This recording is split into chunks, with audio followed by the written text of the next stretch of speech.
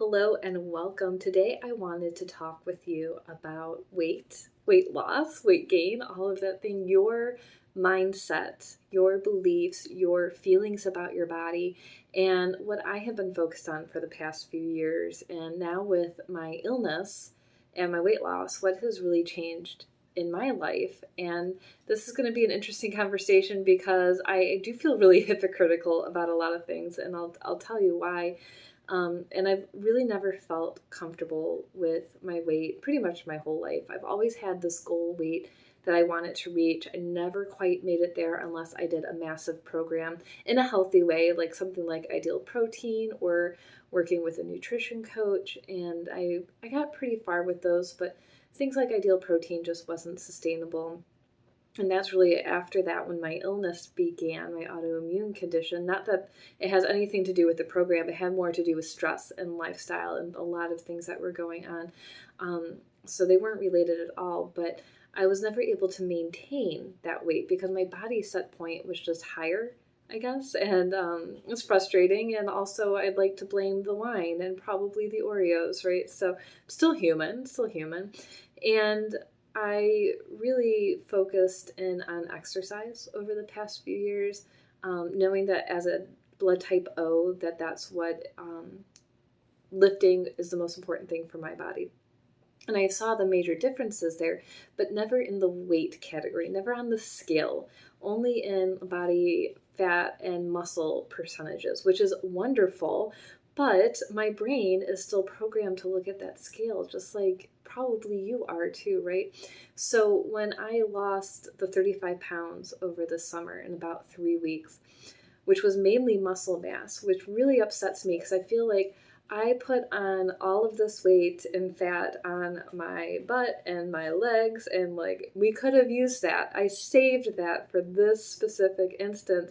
And when we are sick, when you are laid up in a hospital bed, when you are just forced to be in bed because of chronic illness or fatigue or whatever is going on, your body attacks your muscle first. It's just not fair. My doc told me at my last visit, because we were talking about my muscle loss and what's going on with me and how it's going to take a very long time to get back, that they're studying bears because bears lose fat, right? They hibernate, they store up fat, they don't lose muscles. So how can we help hospital patients? So I thought that was really cool. But anyways, I lost a lot of my life. As you might know, I couldn't go up and down stairs. I could barely walk. I definitely cannot work out. I still can't work out. And I've been home for almost 3.5, 4 weeks now. And going up a full flight of stairs takes some time.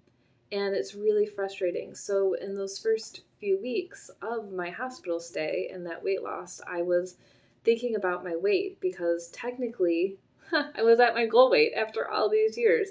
And then I lost even more. And I was just so weak. I was miserable, and I was laying in that hospital bed those first 2 days thinking, God, I would give anything to have that weight back, to be strong again, to be able to walk.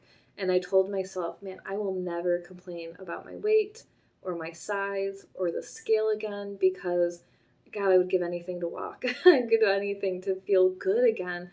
And during my consultations with my patients, they're complaining about their weight, and rightfully so. You have absolutely the right to want to weigh what you desire, right? So I'm not going to take that away from you.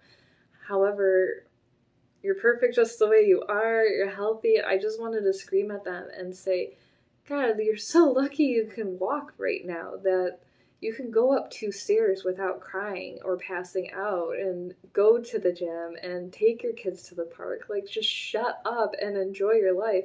Now, I didn't get to say that. I would never say that, but that's what I was thinking, because seeing these beautiful women just complaining about those last 5 pounds just broke my heart, because they didn't know I was in bed.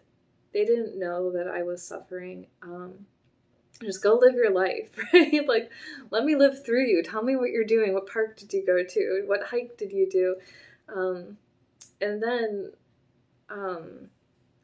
that's after that. This is where my hypocrisy comes in, because now that I've been home for a few weeks, my original goal was to gain weight and put muscle back on, right? Be healthy, start walking, get back into an exercise routine as gently as possible, get back up to my original weight and fit in my clothes again, because I don't have jeans that fit because I lost so much muscle. But now that I can't work out, I can't do my deadlifts, and I can't do my heavy squats and all of the things that I love, I'm terrified of gaining weight, gaining more fat, getting back to where I was. And now I use, like I said before, I use a scale that measures body fat, muscle mass percentages to track daily, and only because if I start losing weight again, I know that there's a bigger issue at hand and I have my health to worry about. And the other thing is, if I'm losing weight again, I want to know if it's muscle or fat. Am I doing this in a healthy way, or is my body literally eating itself again? So good news there is that I'm gaining muscle mass as I'm putting on a few pounds. And the issue, though, is that when you hit your goal weight, it becomes this mind trick. I wanted to say something else, so I apologize. A mind trick that we're so programmed by life, society, diet culture, even health and wellness culture, that we have skinny is healthy, right? And I'm focused on that scale and not the muscle percentages.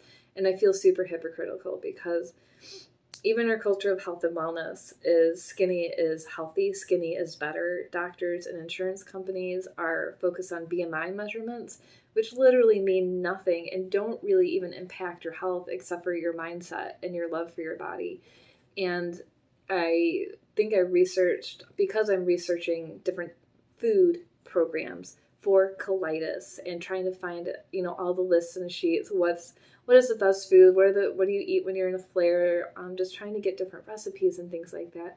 My Facebook is filled with ads of macros and fitness and what to eat, and it's all just women in bikinis, super thin, super ripped, and it's really difficult. And the other thing is, everyone's selling and adding me to their groups on pills and patches and coffees that'll make you skinny, and skinny is the only goal. And really the goal is to gain weight, to be strong again, to be healthy again, to have muscle, to live your life again. But if we get trapped in this, I have to be skinny, I have to be a certain size, I have to be this way. And I was even rereading a book by a woman who used to be one of my favorite coaches and authors. And it was so difficult because it was such a different mindset. She's all hustle, get in the gym. If you're not perfect, you're lazy. Look at her. She would say, look at me. I work out 25 minutes a day and I'm a size 0 and I weigh 110 pounds and I'm super athletic. And that's fantastic for her and her body type and her amazing genetics because she's a model, like wonderful. And she's not on bed rest, right? And she doesn't have life-changing illnesses that have completely stopped her life dead in her tracks. And even if she did, and she's powering through, or maybe you're sick as well, you're not taking the time to rest or listen to your body. You're not going to heal. You're just going to continue the attack on your body. You're not going to lose weight. You'll be stuck in the same cycle. And there's so much pressure to look and be in a certain way. I've definitely fallen into the trap. And when we're sitting here beating ourselves up in the mirror or trying on clothes or comparing ourselves to super Photoshop pictures of others on social media, like, you really have to examine why you feel that way and what is that end goal for you. Would losing that last 5 pounds really make a difference in your health or life? And maybe if you're a supermodel, right, and you need to go to a photo shoot, and sure, that last 5 pounds could make a difference, right? But that weight isn't going to stop you from living your life, unless you are extremely obese and your blood work is struggling and you're having health issues because of weight. But that's completely different. So we really just have to focus on what does healthy mean to you and what does having a healthy body mean to you. And even for me, I'm like, sometimes I'm like, I think I'd rather be at this weight and this size and be super weak because I'm so sick than be healthy and be back to my regular weight and my size. I've just beaten myself up so much, and it's so mentally devastating and emotionally devastating to live this way because we focus on it too much and it takes over our lives, and it really, the weight becomes this big thing right in our face of our only focus and our only goal, and it doesn't serve you. Your weight is not who you are. It doesn't define you. And I share this because as a doctor, as someone who does help people lose weight, I do help people get stronger, healthier, physically fit. Weight loss can be important for many people's health, to take pressure off of the kidneys and the liver and the knees and blood pressure, all of those things that we need to focus on. But what I'm talking about more is your mindset, your belief of looking at your body and enjoying it, enjoying your life, appreciating the little things that it does for you. And that's why I bring up my illness right now so much, is because the things we take for granted, like going up the stairs, like going for a hike, like walking around the grocery store, the things that I lost that I didn't realize were such a big part of life as a physical health, is way more important than the numbers on the scale. And I just really want to encourage you to look at the things that your body does for you and really focus in on that. And as you look at weight as a goal, to put that at the bottom of the list and focus on something else, something that's meaningful for you. To just, maybe you have a goal that you want to hike and go do something adventurous in nature. Maybe you have a goal that you want to have a personal record, a PR with your weights and deadlifting or squats, and you want to get focused in on the gym and really make your body strong.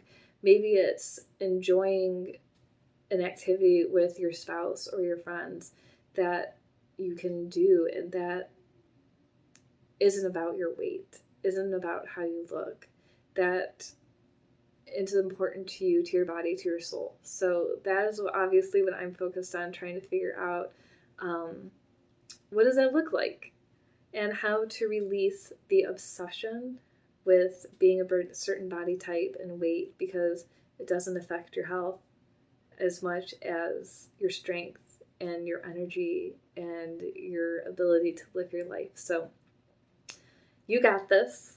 You can take care of yourself. And if you need help, just let me know. You can always schedule a free consultation through my website. The link is in the comments. And thank you for being here. We'll talk to you next time.